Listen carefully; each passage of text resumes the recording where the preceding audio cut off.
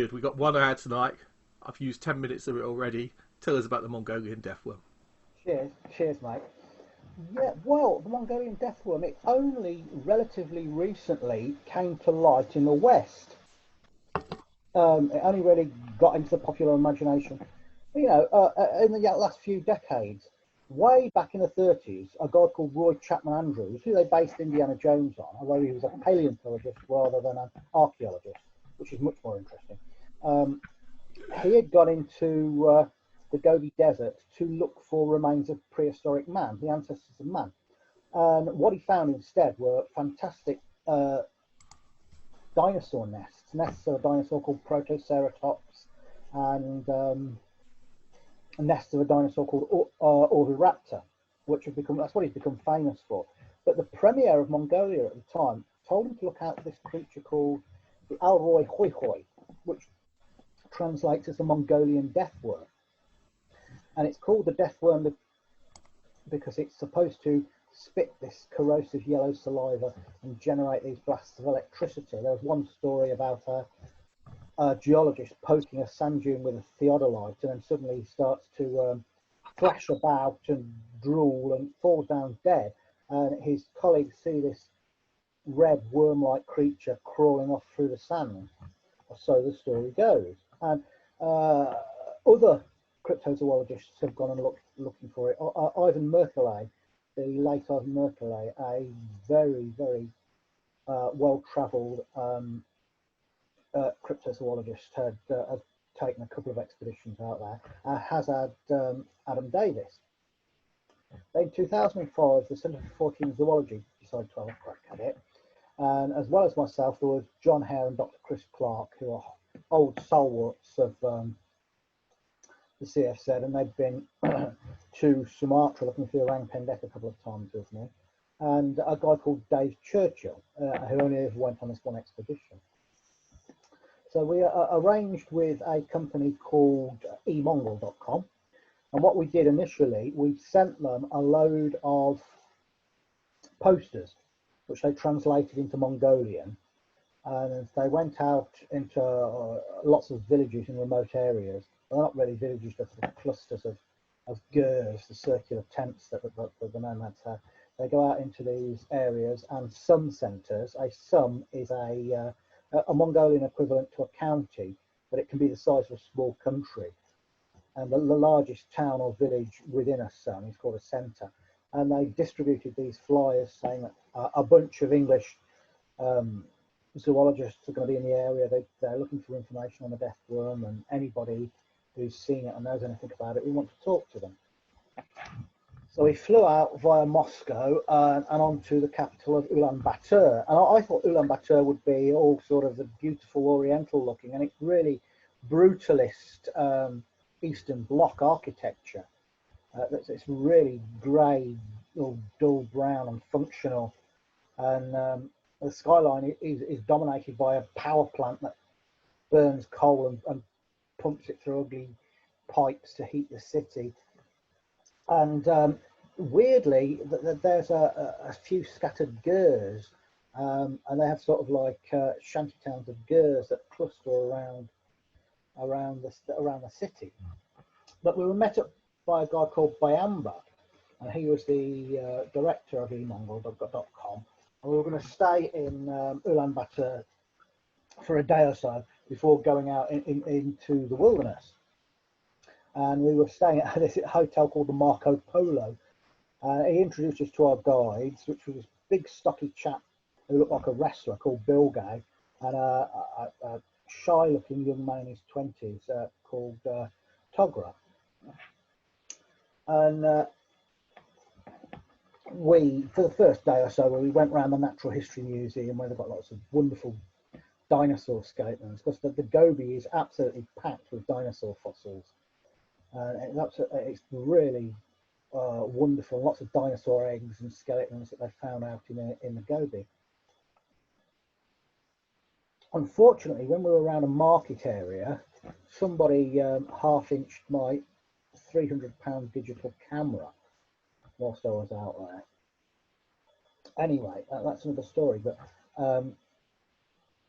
a friend of Bayamba, who he introduced us to, a guy called Damdin, and he told us that we were looking for the death worm, and he, because he knew we were interested in weird animals, he told us a story that his aunt had told to him, and she said this happened just to the north, in the north of Mongolia, where it gets mountainous and cold rather than desert, just after World War II. And she said the village had found a dead dragon frozen in the river. Now I thought this was going to turn out to be a whacking great sturgeon, because sturgeon grows huge, they can go to about 23 feet. But when Damdin told the story, he said that his aunt said it was long and scaly like a snake and was about 100 feet long, but only the back was visible above the ice, protruded above the ice. And as it had been a very hard winter, the villagers actually fed on the flesh of whatever this thing was until the spring thaws washed the carcass away. And I just wish some of it had been saved. Whatever this damn thing was, we'll never know now. It's just a bizarre story. In Mongolia, dragons are called Lo. It's spelt L-U-U, but pronounced Lo. And they're associated with water like most Asian dragons. They're said to live in the heaven and descend to the earth, bringing rainfall with them. So they have this religious aspect to them. Then we were introduced to our drivers, Togu and Dava, and the vehicles that would be transporting us around for the next month. They were like little tough Russian all-terrain vehicles, ex-army vehicles that had been customized into minibuses. So we set off into the wilderness, and on this hill overlooking Ulaanbaatar, there's a large cairn of stones with a branch protruding from it, to which blue cloth had been tied. And Bilgay explained that it's an uvu, and travellers stopped, walked 3 times around the uvu and placed a rock on it, and this would ensure that they would come back. They would ensure a safe return, and they would come back from their journey. And the blue cloth, the blue flag, it represents the blue skies of Mongolia, and we saw that motif quite a lot. So we moved on further into the desert. And the thing about the Gobi is, you think of a desert as being sandy, but the Gobi is very, very different. Some parts of it are sandy, other parts look like giant cat litter trays that stretch off into infinity with little granules of rock. Other parts look like the surface of Mars, all red, and other parts, there's one area called the Mirror. They call it the Mirror because it's covered in chips of mica, so it's reflective. So it's a truly alien experience, the Gobi Desert. Of all the places that I've been, the Gobi Desert is the strangest and the most alien looking. You can drive for days and days and days, not only see not another human being, but not even a sign of another human being. On the 3rd day out, because it takes a long time to get where we're going, into the death worm is reported from the deep Gobi. And on the 3rd day out, Bilgay told us that one of the drivers had been in this area about 10 years earlier and had tried to use a well, but found it had been covered and locked. And upon inquiring about it, he was told that a dragon was supposed to have entered the well. We located the well, and then it was open again now, and we inquired at a nearby ger. And the Mongolians are very, very hospitable people, so the lady that in the ger invited us in, and we sat around drinking this salty Mongolian tea. And she told us that 10 years ago, an old wise man had seen a dragon entering the well and ordered it to be locked, and said that no water should be taken from it, and the local children were afraid of it. The story got out to 3 government officials who came to see him, and they deemed the story to be religious. This is still under when it was still in a socialist country. And this was 10 years before 2005, and hence against government thinking at the time. And the three men poured oil into the well to punish the superstitious people. And apparently, soon after, two of the men died, and the third was rendered impotent and remains childless to this day, or so the story went. So the woman said she didn't see the dragon itself, but it was supposed to change colour like a rainbow. And then that night we camped out under these black twisted mountains that looked like something from Mordor, and I got the weirdest feeling of being watched there. The back of my neck, all the hairs stood up. It was a crawling sensation. It's a bit like when I was stalked by a tiger in Sumatra a couple of years later. It was a very similar situation, but we never did find out what was watching us. Anyway, I have to doff my cap to the drivers because they can navigate without benefit of road or landmarks. The terrain is very, very monotonous a lot of the time. There's nothing there, and that if there's one tree, and that's the only landmark, and it's quite amazing. And one of these drivers, Dava, drove like a little old lady, and the other one, Tugu, drove like a madman. So they were two extremes. And you'd come across things like, you know, the carcass of a horse covered in huge black vultures with these massive wingspans of over 8 feet. Amazing landscape. And we also came across mirages. You hear about mirages a lot, but seeing one is totally different. You see what looks like a lake in the distance. It turns out to be nothing more than a heat haze. And another time we saw what looked to be a city with spires and minarets, and it was all an illusion. It was all reflection from heat haze. We stopped at one area called Long Red Mountain because it was a mountain that was red and long, so they called it Long Red Mountain. The area around there looked like Mars. It was all very very red and sandy. And I went to explore, and Bill Gates said, look out for fossilised dinosaur bones and dinosaur eggs, because it's one of the areas where Roy Chapman Andrews visited in the 1920s and 30s when he was looking for fossils. And just some years before, German tourists had found some dinosaur eggs.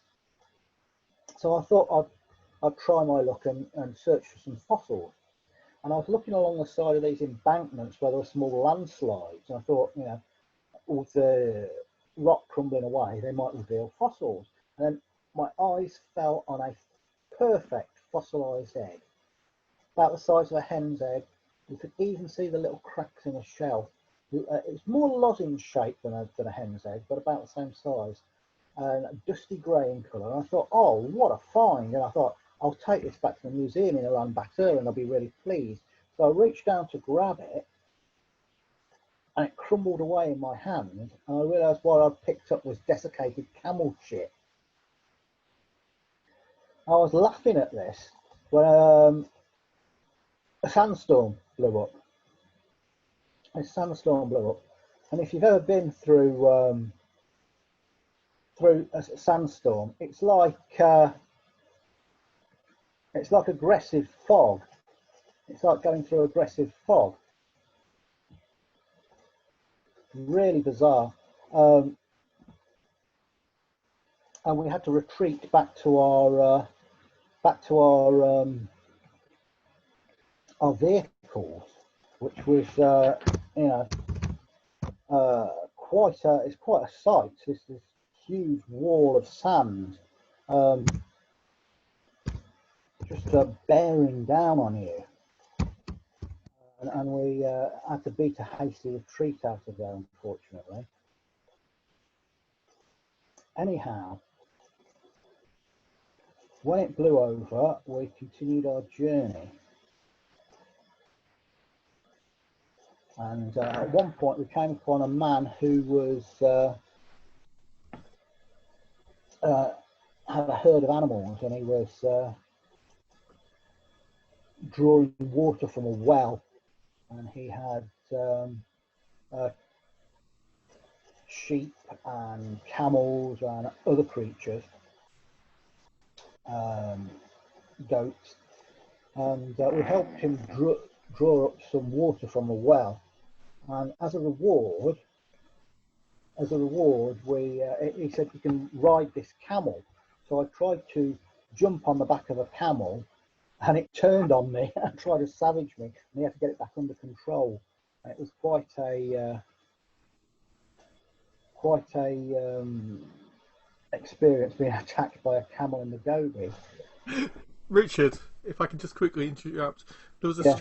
kind of there's a strange rattling-y, hissy noise in the background. You don't have a fan going or anything, do you? No, I Oh, don't. No. how odd! I don't know what it is. I don't know if everyone else can hear it or not either, but no problem. Fine, we can hear you. Okay, that's brilliant. Carry on. Oh, yeah. Anyway. It's just strange noise. So carry on. Sorry. Yeah, so I was sort of hanging half off this camel while it was trying to bite me with his great yellow teeth, and this guy was trying to control it, and I eventually fell off it, and but he must have got the hump or something. Anyway, the next night we stopped with one of the drivers, Dava. We stopped with his family in Mongolia's second city, the Lanzagad, sort of the Mongolian equivalent of Birmingham. It made Ulaanbaatar look like Venice or Prague in comparison. Anyhow, on the outskirts of Lanzagad was a witness we had to talk to, and he'd been contacted by Amba. His name was Love Sandorj, and he was 90 years old and a former policeman. He lived in the Gur district of the city, and he invited us in. And there's a tradition there that you give visitors snuff. Everybody carries snuff bottles, and if you want to give someone a present, you give them snuff. I've never had snuff before in my life, but I thought it was churlish to try and refuse. So I took a hearty pinch of this snuff and snorted it up one nostril. Then I almost fell off a stool in a fit of sneezing, which made the guy laugh. He said that back in 1930, he'd been 15 at the time, he was tending to cows, and when he came across this creature in the desert that he said was 2 feet long, reddish brown in colour, and about 4 inches thick. He could see no eyes or mouth on it. It was sort of sausage shaped and moved slightly from side to side. He ran to tell his parents, who warned him not to go near it as it was deadly. And he drew a picture of what he'd seen for us, but it was just a crude sausage shape because he wasn't a very good drawer. But he gave us names and addresses of other people he knew that had seen the creature. So he drove away from the Lanzagad back into the depths of the Gobi with all these wonderful rock vistas. And the next day, we met up with one of the people of Sandorj that told us about. His name was Gerador, and he was a 70-year-old camel herder. And he'd seen the worm back in the 1950s. And he was searching for lost camels in the desert, and his description tallied pretty much with that of Love Sandorj's. He said it was brown, 2 feet long, with snake-like scales, and he'd heard the worm was dangerous, so he'd run away from it. The encounter happened in June. He also told us of a man who'd put a death worm on an iron plate, and the plate turned green. And another man he knew said he had wrapped a dead death worm in 3 layers of felt, and the worm shriveled up like a piece of leather, and the felt turned green. So I thought that might be the venom from the worm causing this. But both of those incidents had been a very long time ago, and none of the remains have been saved. So we made camp again in a rocky valley, and 2 men came into the valley the following morning, and they introduced themselves. One was a grizzled old park ranger, and another was a slightly younger man with prominent golden teeth. And his name was Niama, and he said he'd seen the death worm on no less than 3 occasions. The first was in 1965, and he saw the creature slithering out from a hole in the sand. The following year, he saw a specimen in the process of swallowing a mouse, and finally, in 1972, he actually killed one of these things by throwing a rock at it, and some Russian scientists who had been in the area studying snakes took the body away. So it's possible that there resides in some forgotten basement of a Russian Natural History Museum actually a preserved death worm. And this sort of stuff has happened before. New species have turned up in museum collections because they were forgotten about, unlabelled. And in one case, the Paris Natural History Museum had a giant metre-long gecko on display, and a gecko expert sees it, realises it's a new species, and that was Delcourt's giant gecko, completely unknown until this guy who happened to be a gecko expert saw it in a display case in a natural history museum in Paris. Niyama said the worm that was eating the mouse was grey and about 10 inches long. The other two were brown. The one he killed was between 18 inches and 2 feet long, and they moved with a sort of a caterpillar-like motion. And the sightings occurred in a place called Dundas. He also heard of the death worm killing a child by spitting venom, but he couldn't confirm this. It was just like a friend of a friend story. The park ranger and his family invited us to stay in a gur, because they had a gur of their own and a guest gur next door. His wife, he said, had seen the worm just 3 years ago, close to the Chinese border, and he introduced us to his wife. He had an impressive collection of goats and some huge savage-looking guard dogs, and these dogs looked like black shuck. They were huge, great, shaggy things that would bark intimidatingly. But as soon as you started talking sweetly to them, oh, you're bloody lovely, ain't you? You're going to have a tummy tickle. They'd start wagging their tails like little puppies and come over for fuss and lick your face. So they were all show. Once you talk nice to them, they were very sweet dogs. And he offered us a drink of some fermented camel's milk while we waited. And most people give us this sort of salty Mongolian tea that isn't that nice. So I tried this for a change. It tasted like fizzy, mildly alcoholic yogurt, and it made a nice change from the tea. So I had a couple of bowls of that, and I would come to regret that later in the day. When his wife returned, her name was Suki,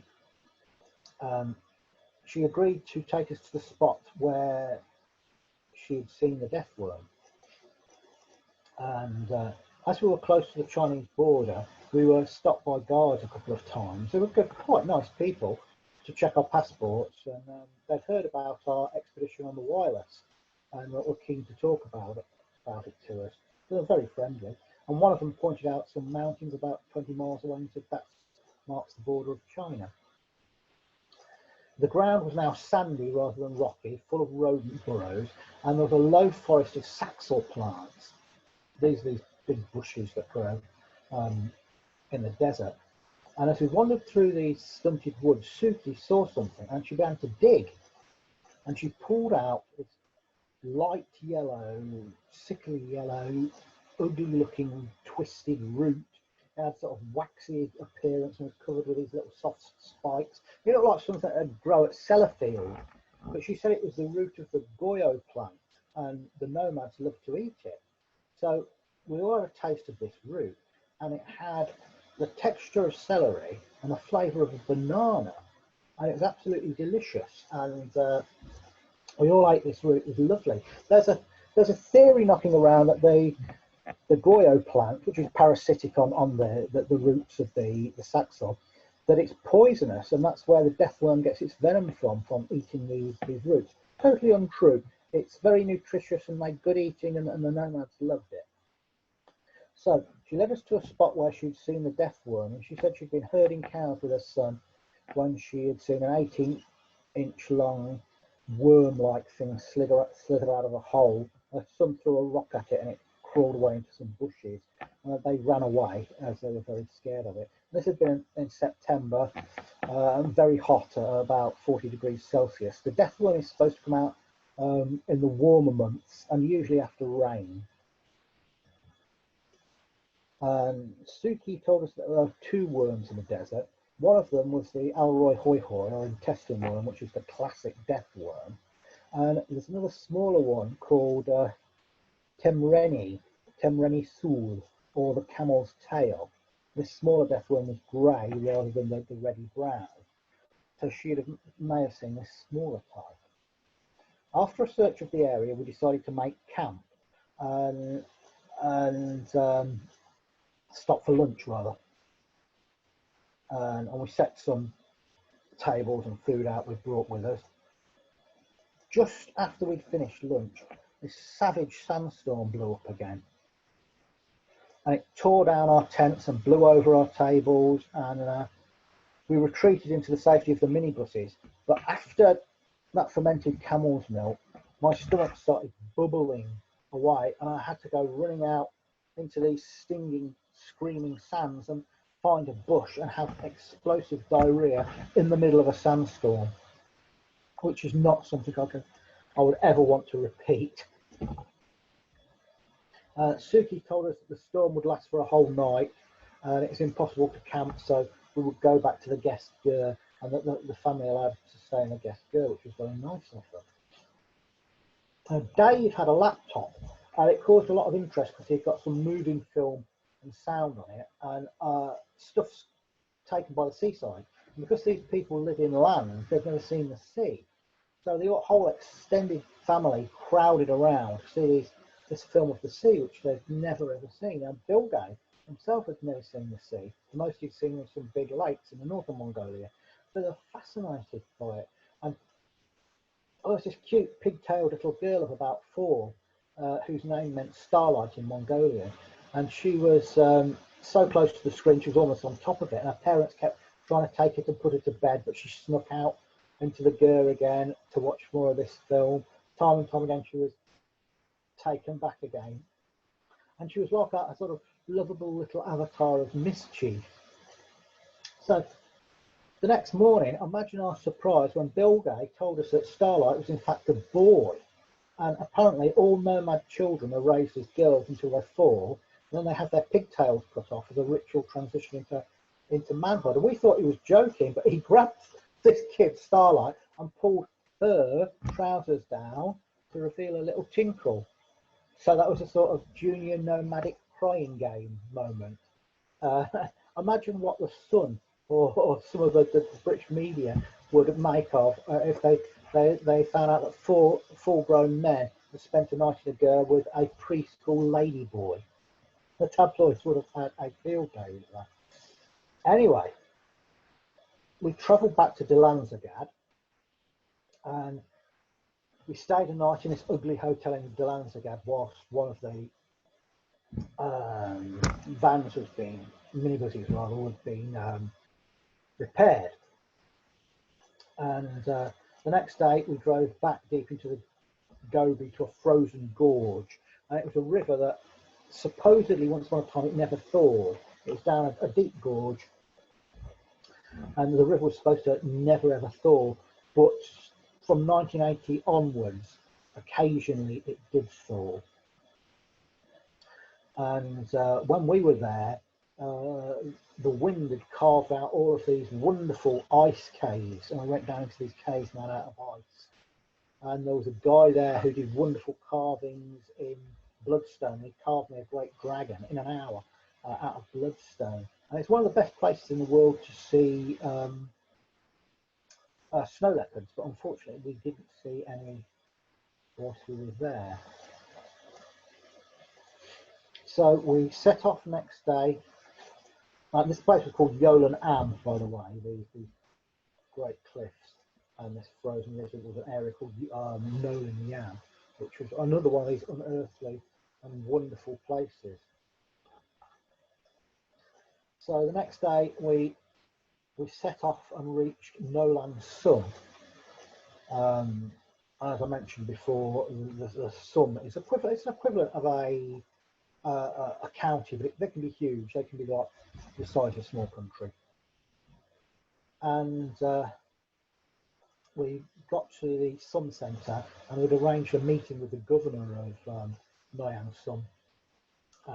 He had actually never heard of the death worm before he saw the leaflets, but he did a bit of digging and found out that in 1955 a man herding sheep had come across a 2-foot-long grey creature with no discernible head and tail. A lot of witnesses say that the death worm is like a salami or a sausage with no discernible head or tail. Don't know which end is which. He fled in terror, this man. But apparently he now lived in Dalanzagad. The governor found 2 more stories. And he said that his driver said that in the 1960s his mother-in-law had seen a death worm. It was light grey and making holes in the sand, and she ran away from it. And the governor had found another local man called Damdin, not the same Damdin who had the story about the dragon frozen in ice, a different one, who had seen the creature in 1954-55. He gave us the address of this guy, where we could find him, and we went on our way. After a bit of a roundabout drive, we found the girl belonging to Damdin's sister, and she said that her mother had also seen the worm in about 1955, and she had been present at the sighting, but she was too young to recall it. Her mother said that it was about 2 feet long, brown and scaly, and as thick as the support pole on a girth. And she gave us directions to her brother's girth. We found Damdin, and he welcomed us in, and he said that he'd been tending camels in May of 1955 at about 10 in the morning when he saw a death worm. It was brown, 2 feet long, and about 2 inches thick, but it made no movement. It just lay there in the desert. He ran to tell his parents, and they warned him it was venomous. And when he returned to the spot, the creature had gone.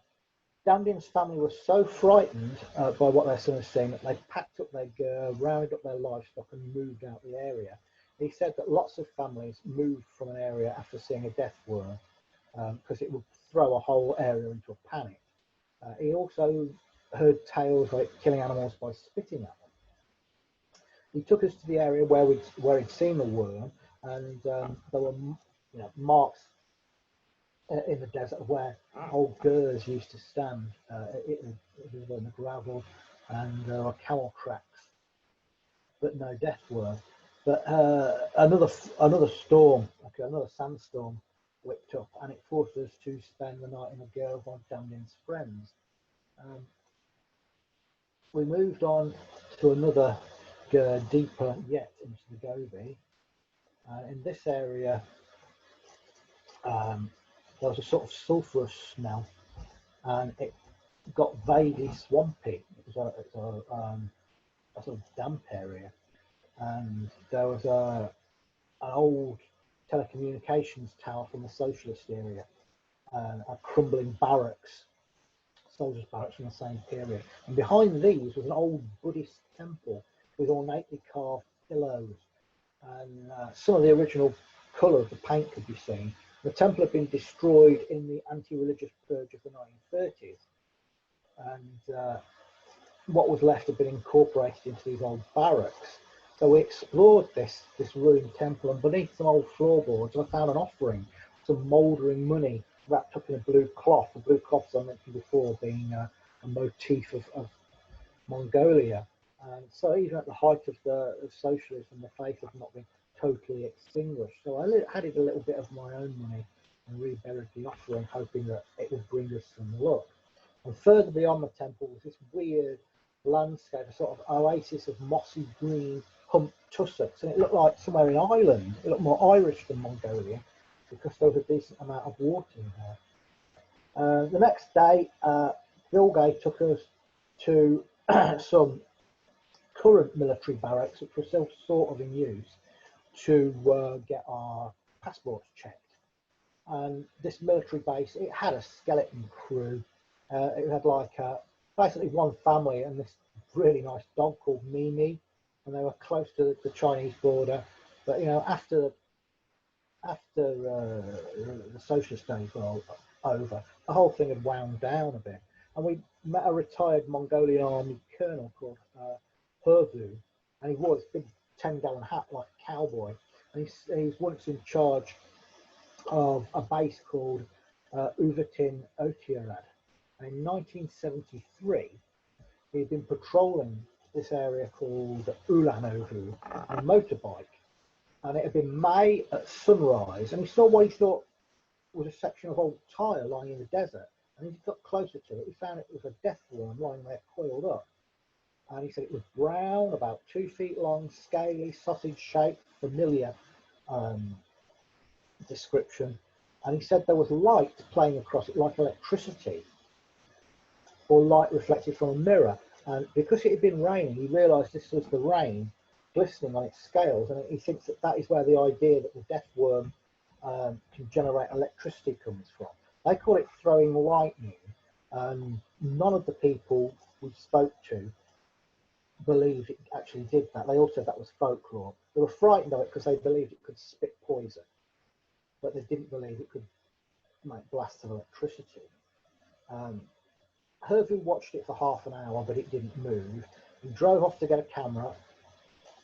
On his return, it had done the cryptid's favourite trick of nicking off. It had gone while he was going to get his camera.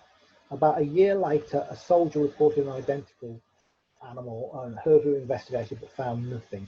And he believed, like most other people, that this thing comes up out of the sands and the earth after rainfall. So we drove to the area, and we stayed at the military camp that night. And there was torrential rain that night, a big thunderstorm. So we drove out into the desert the next day, and there were lots of puddles and pools around. And we set up some bucket traps in the scrub. That is where you get a load of buckets, you bury them up to the lip in the sand, and then you erect a little fence along it. So anything crawling along bumps into the fence, goes along the fence, falls into the bucket. And that was the idea. We could try and catch the death worm like that. So we came back and checked them the next day, but they were empty. We did find a scorpion under a rock, but that's neither here nor there. Then we moved on to a place called Garanti's, and we stopped in an actual hotel that was shaped like a huge concrete gur. And we met with a guy called Divat Seram, who was the governor of Garanti's. And he's another one of these governors who picked up these leaflets. He had a witness, he brought a witness with him to see us, and her name was Kuhana. And she said that she'd seen the worm in the 1980s when she'd been a girl. She couldn't remember the exact year, but it'd been summer, and she was staying with her grandfather, who called her over to see it. And the worm was brown, about 40 centimetres long, no discernible head or tail. And her grandfather told her it was venomous, and she was frightened of it. Divat, the driver, told us of another sighting that occurred just last year. A man had been cutting reeds at an oasis called Zulgani, and the guy cutting the grass had lifted up a worm on the end of a stick and threw it away. Another man had seen the worm at the same oasis and claimed he could identify its cracks in the sand and its burrows. And Divat was sure the worm existed, and the governor said that he thinks people don't see it as often today, not because it's getting rarer, but because people don't travel by horse or camel, they're travelling by car and motorbike, so they don't really stop in a way or linger in the desert like they used to. So the chances of seeing the worm are much reduced. Also, people are moving out to towns and leaving the wilderness. So they're going for a sedentary residence rather than being nomads, so that they're not going to see the worm. And he said that the promising places to look were near water, and the governor gave us 3 oases we could look at and directions to them. He thought that dragons seen in wells were just metaphors for poisoned water and ways of keeping people away from drinking bad water. So the following morning we were back on the trail again, and we tried to locate the man who could identify death worm tracks, but he wasn't at home, we couldn't find him. We found the gur of a man called Bakdelga, who had seen the worm in 2004 at Sulagani, which was the place where the reeds were being cut. Him and his wife had seen the creature also whilst they had been cutting reeds. Said it was about 40 centimetres long and brown. He didn't think it was a snake because he thought it was too thick to be a snake. And his son lifted it up on a branch and threw it away. He said it felt heavy. We spent the night in a gur belonging to the family of a former local governor.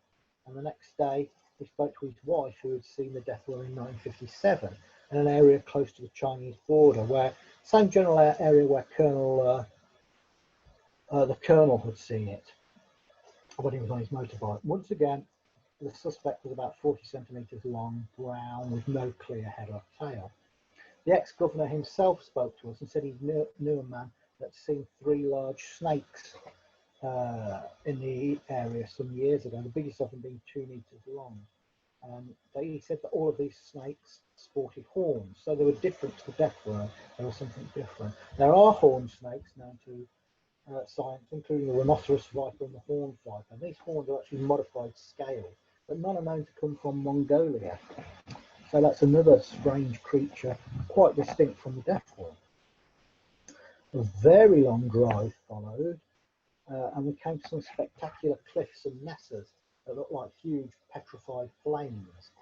And between these edifices was this place called Zunmad, or Wall Canyon, the first of these several oases we wanted to visit. We had a plan that if we got to an oasis where there was a stream, we would dam the stream, causing a small localized flood, hopefully forcing the death worms to the surface.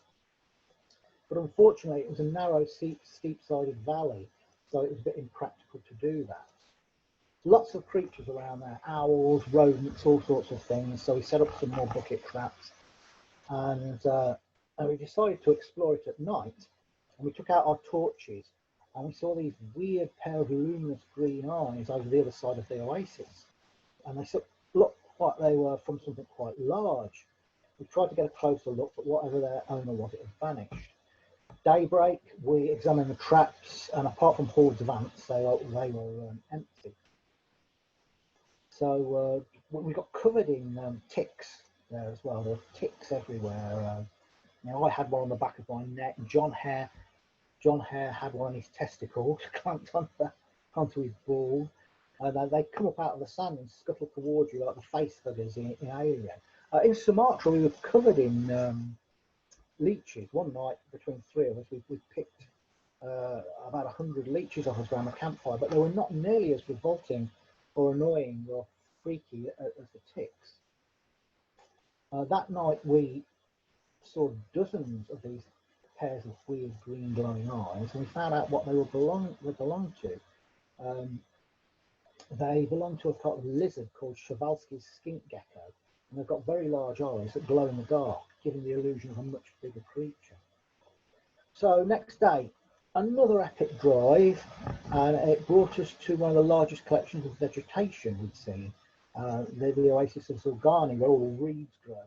And there were trees and reeds, and it was quite a deep oasis with a marsh, steep cliffs, and several small lakes.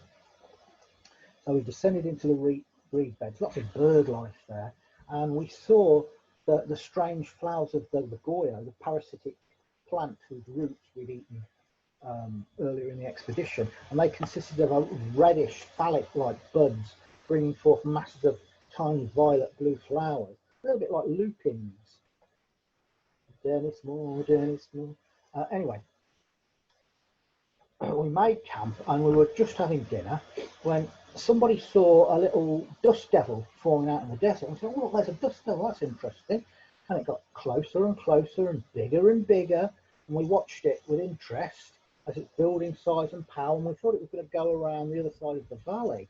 But then it curled up over the lip of a cliff, and by this time it become a full-grown, screaming, howling whirlwind that tore through the camp like the start of the Wizard of Oz, shredded the tents, hurled the dinner to the 4 winds. I was slammed up against a side of one of the minibuses trying to film this, and I looked up into the eye of the storm.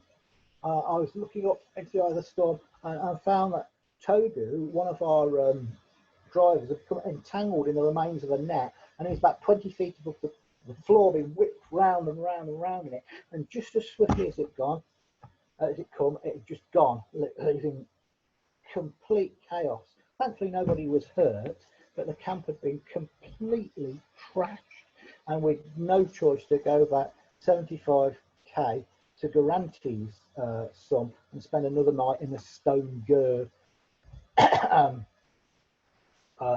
hotel. Like the desert itself was rallying its powers against us to stop us finding its secrets. So after a night there, we drove out to the third oasis, which was called Harman Say, and it was a small wooded area of poplar trees, much drier than the others, far more used by humans. There was an animal corral there, and animal tracks and little wildlife, because the domestic animals have been around. So we put up our tents, and John and I were sharing this spare tent because the others had been wrecked.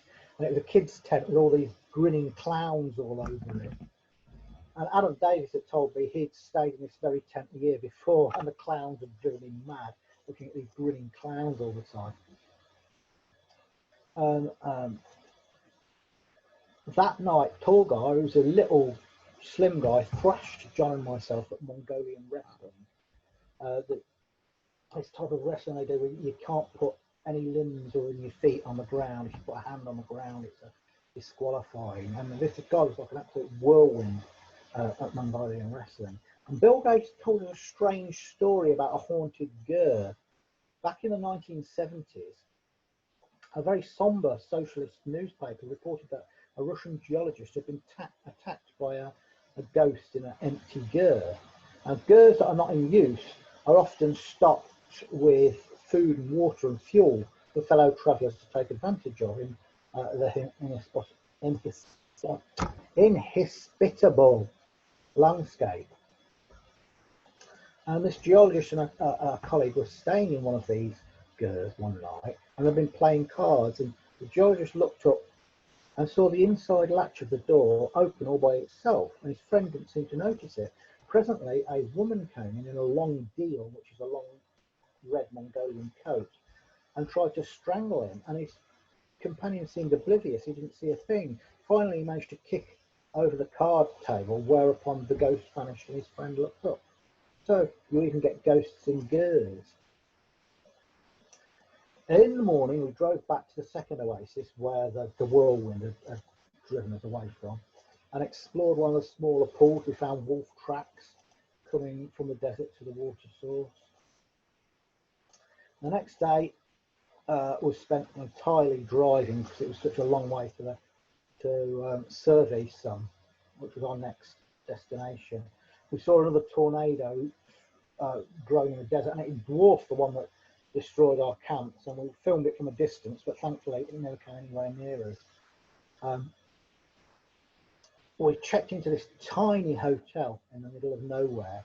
It was just like a collection of rooms and a kitchen, and there's like a matronly woman that owned it and cooked us lovely meat dumplings.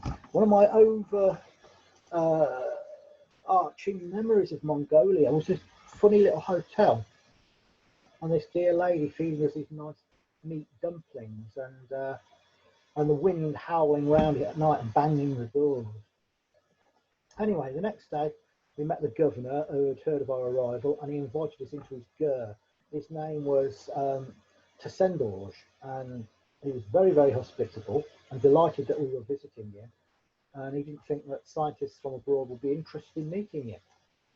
He seemed to think we were far more important than we actually were, and Tsendorj was a mine of information, together with his family and friends, and we had a big meal together, and he related the story of an old man who'd seen the death worm in 1957 in an area of the Gobi that's now owned by China, and he said it looked like a length of blood-filled intestine.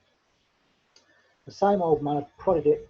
The same old man had heard of a fellow who had prodded a death worm with a horse goad, and the end of the goad turned green. So if you remember, there's a motif that if you touch metal or fur to the death worm, it turns green. And apparently he was on a horse at the time, and both him and the horse died, which is reminiscent of stories of the basilisk in medieval Europe that was so venomous that if you stuck a spear into it, the venom would shoot up the spear and kill the man and the horse he was riding. Another man had seen it during the 1950s, and it slithered out from under a rock, and the witness threw a stone at it, and it retreated back under the rock. The governor introduced us to a 93-year-old man whose grandfather had seen the worm in the 19th century. So this is the earliest one we got. We got them from the 19th century right up to 2004. So that's a great span of sightings. And he'd seen it in the oasis we'd just left, where the whirlwind had been. And once again, he postulated the theory that motorised vehicles and a population moving to town was why the death worm was not seen as much as it used to be. He didn't buy the idea that the dragons in wells were metaphors for bad water at all, and he insisted that they were real creatures. And he told us of a doctor from Ulaanbaatar who had seen such a creature just the year before in a well, and this had occurred at Bulgan's son. And he said the doctor had described something serpentine coiled up in the well with a head that was shaped similar to the head of a horse or a camel. And he was so incredibly shocked. He was not a nomad or a peasant, but an educated man from Ulaanbaatar. The governor had also spoken with a man who'd seen one of these horned snakes in his youth, and he found it outside of his dirt as a child, but it didn't seem aggressive. Anyway, we moved on the next day and stopped at Bulgan's son, where frustratingly we weren't able to locate the doctor. Often doctors come from the capital and they will visit various sons for a while and then go back again. That evening we visited the Flaming Cliffs, where Professor Roy Chapman Andrews discovered his first dinosaur nests back in the 20s, and they did indeed look like fire that had been somehow turned into stone, petrified fire. So that's why they're called the Flaming Cliffs. That was absolutely stunning. So it was all sort of winding down now. We'd gone for about 1,000 miles across the desert talking to these witnesses, and so we were going back to the capital now. We had a brief look at the Buddhist monastery that had escaped the anti-religious purge of the socialist days, because they turned it into a warehouse, and now it had been all restored, and there were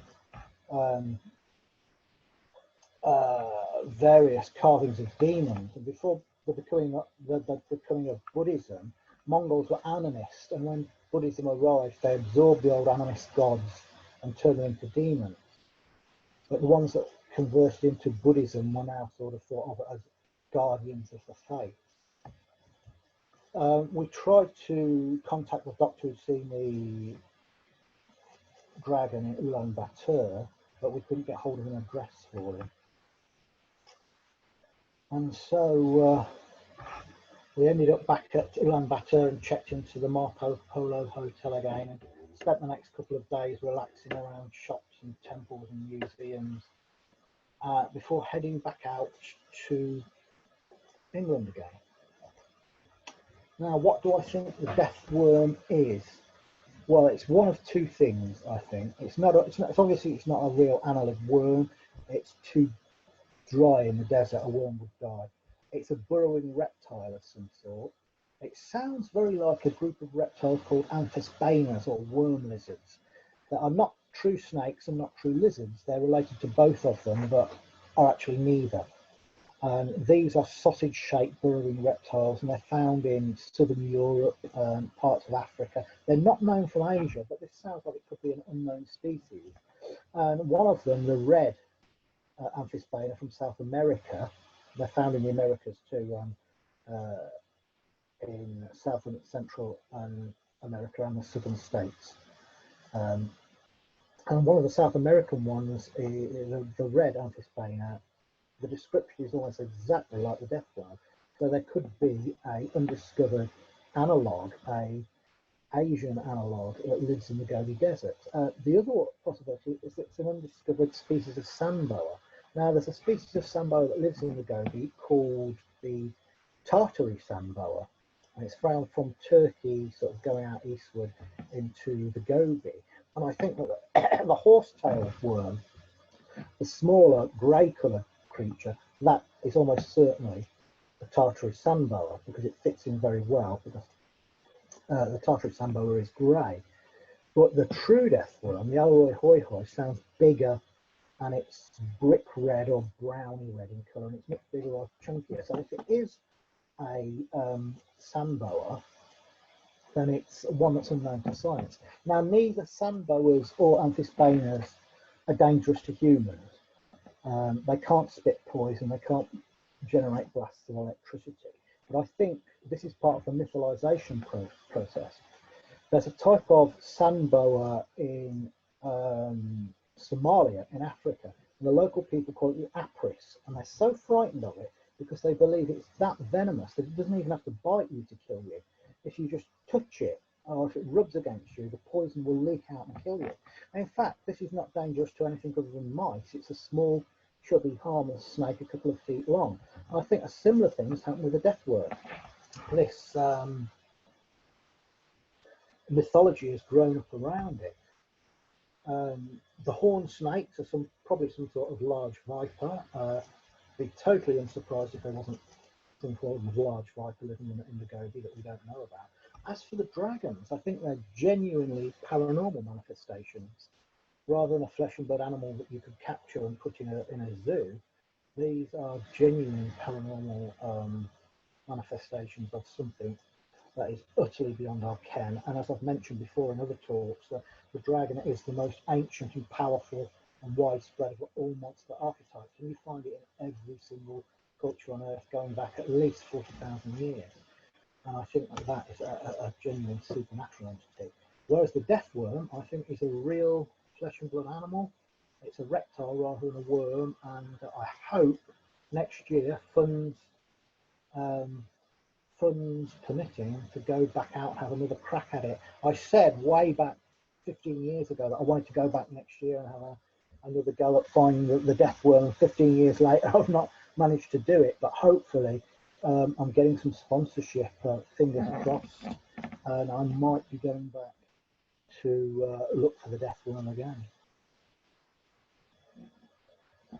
So that, as far as I know, is all the information I've got to date on the death worm. There have been expeditions since that have managed to turn out nothing but strange stories, but hopefully we'll have another go. And if I see the death worm, I'll put my theory to the test that it's harmless, because I'll catch it barehanded and try and bring it back. And if I'm wrong, I'll be the first cryptozoologist to be killed by a cryptid, and I'll go down in history.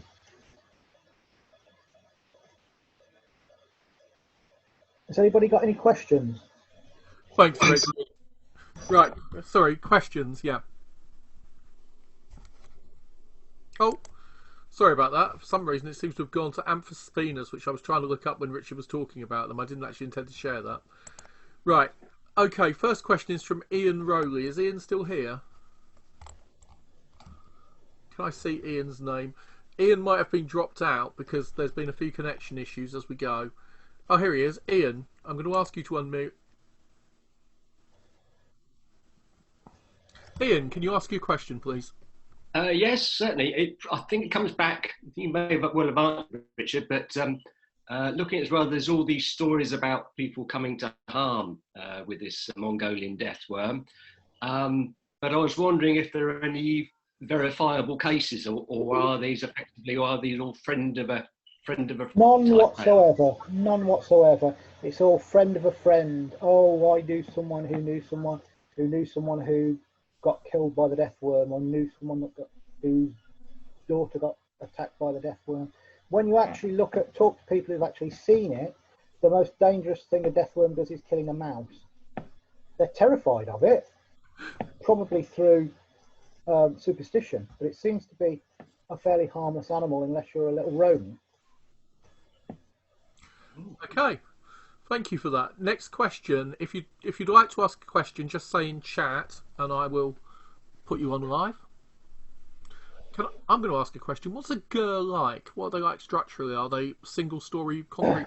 They're single-story, circular. They've got a central prop, and then they're made out of furs and felt and stuff, with a sort of a wooden frame that can be folded up. They can be taken down and put up very quickly and easily, and they have a fire pit in the middle. And they have a thing about fire, the Mongolians. You have to respect the fire. You never spit into it, you never throw rubbish into it, and you never walk over it. You have to walk around it.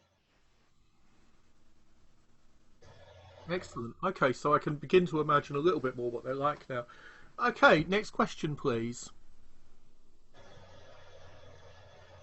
All right, let's say beyond death worms, any other questions about cryptids? Because while we've got Richard here, we may as well ask some questions. If you'd like to ask a question, there's a thing at the bottom that says chat. Just type and say, I'd like to ask a question. Or there's a thing that says reactions, and you can click on that to do a thumbs up or something, and I'll respond to that. Because otherwise it's going to be me asking questions for the next 5 minutes, and then Ian's got another question. Go for it, Ian.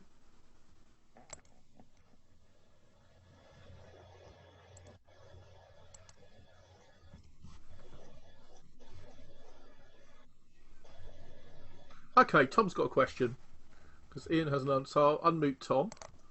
Tom, can you ask Richard your question? Yes. Which cryptid do you think most deserves further study?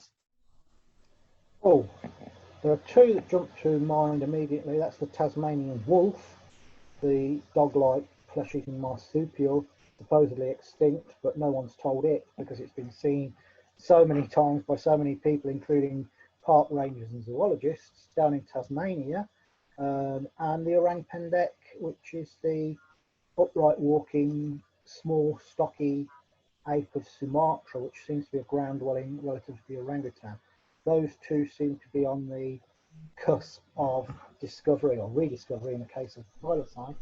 Then there are others that no one has really been to study. Those are the two that are most likely, but there are some that virtually no one has studied. There are lakes in Siberia, Lake Chany, Lake Vorota, Lake Labanika, where there are large serpentine animals that have alleged to have killed people, particularly Lake Chany in southern Siberia. About 19 people have been killed by something that lives in that lake, and that the people that live around the lake say whatever it is rams boats, flips them over, and then eats the people that fall in the water. And survivors have described this creature as being serpentine and 30 feet long. Nobody knows what it is. They've asked the government for a official explanation, an official investigation, and the government said, oh, people are just getting drunk and falling in the water and drowning. But it's the sort of drowning that chews you up and spits bits of you back out again. So God only knows what that is. I'd love to go and investigate, because it's like the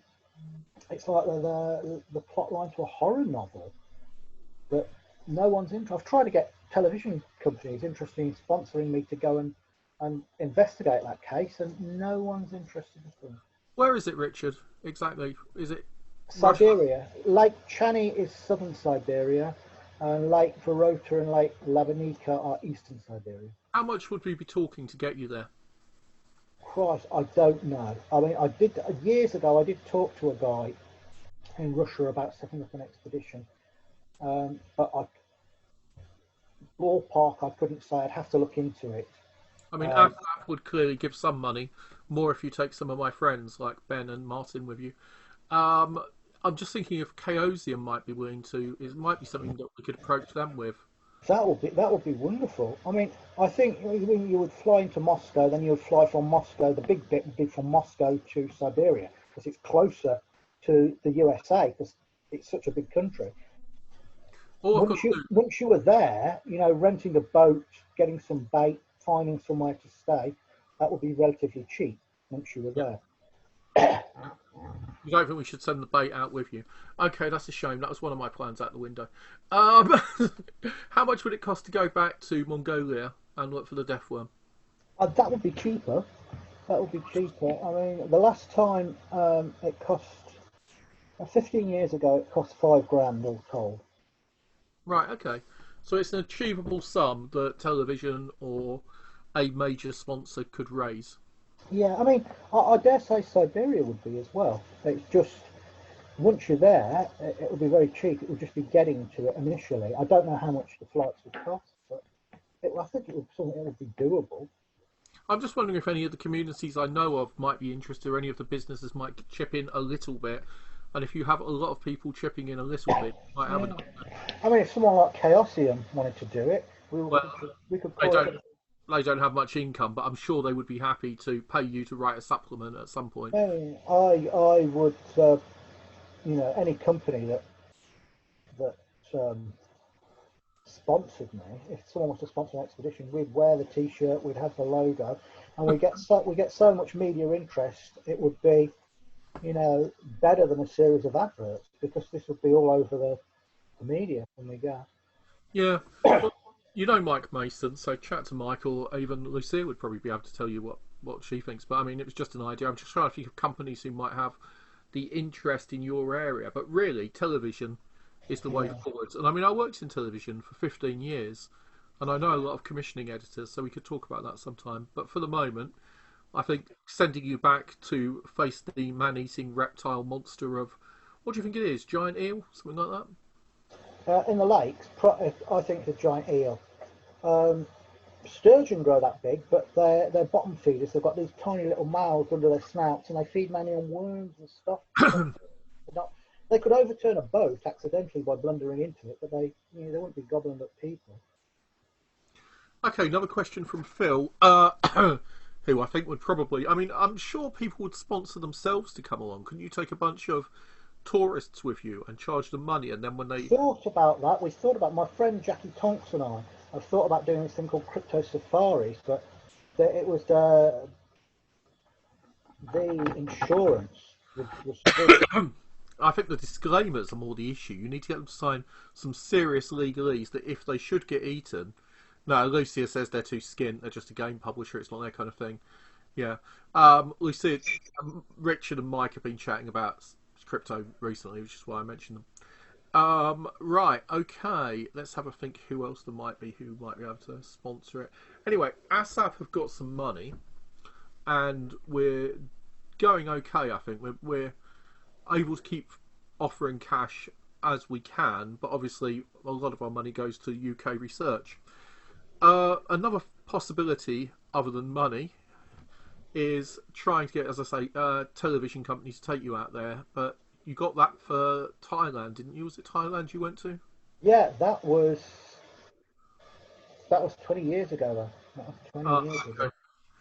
Sure. But can you imagine what a great documentary it'd be to go and interview the survivors and the people who've witnessed this thing kill their friends and family members, and go and look for this. It's sort of like an inland version of Jaws. Go and look for it with underwater cameras and baits. No one's ever done it. No one's done this. It would be a tremendous story. Even if you don't find the creature, it would be a tremendous story.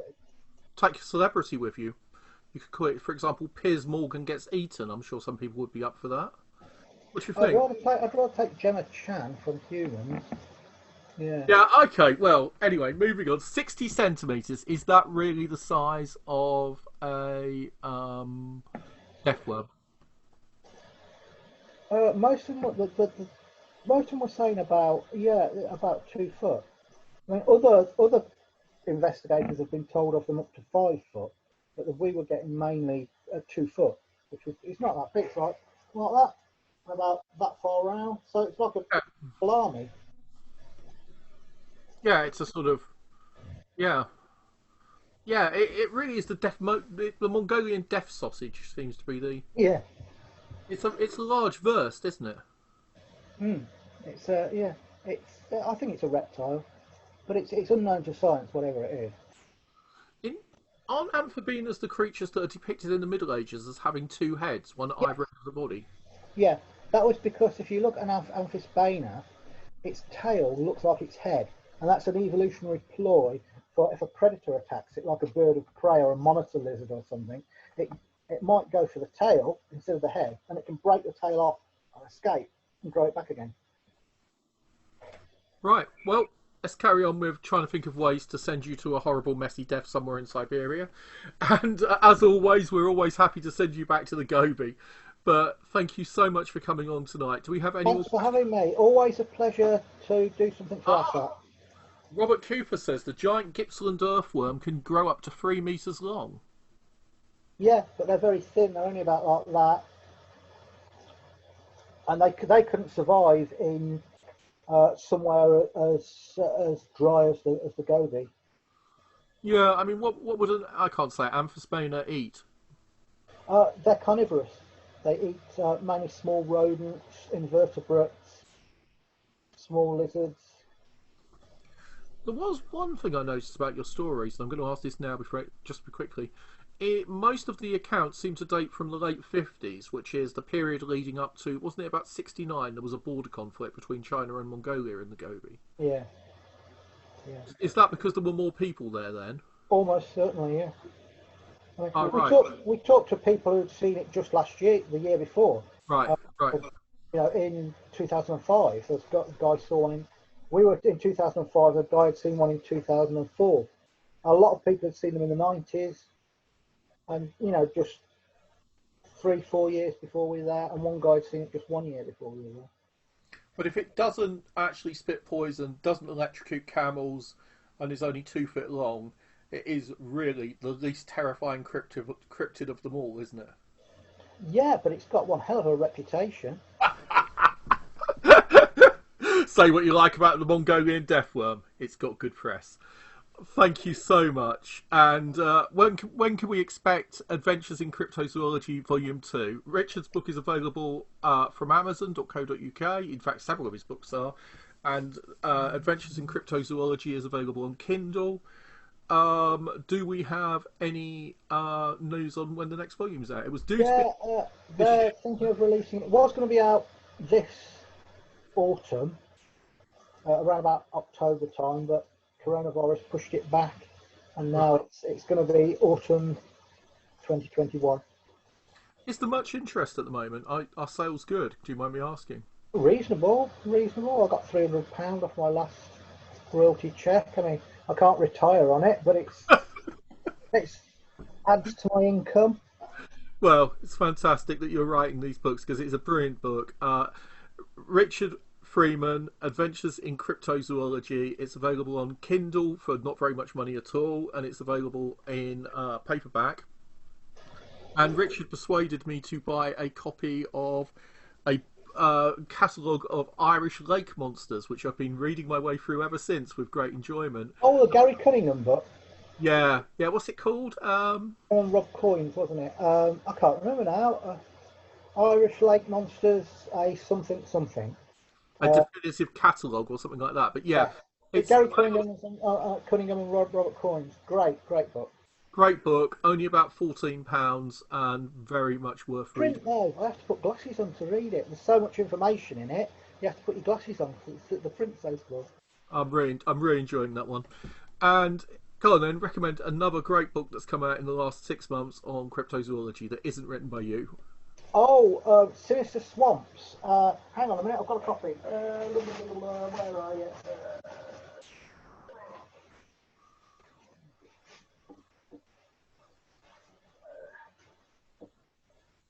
Lyle Blackburn's Sinister Swamps. It's about not just cryptids, but cryptids and Forteana, weird ghost lights, phantoms, skunk apes, lake monsters in swamps in the US. Okay, cool. And Lyle Blackburn's written several books, that all of which have been very, very good. And it's very readable, is it? And very expensive? No, no. It was. I can't remember how much it cost me now. I got it online, but it wasn't a huge amount. Okay, so what was it called? Sinister Swamps? Sinister Swamps. Sinister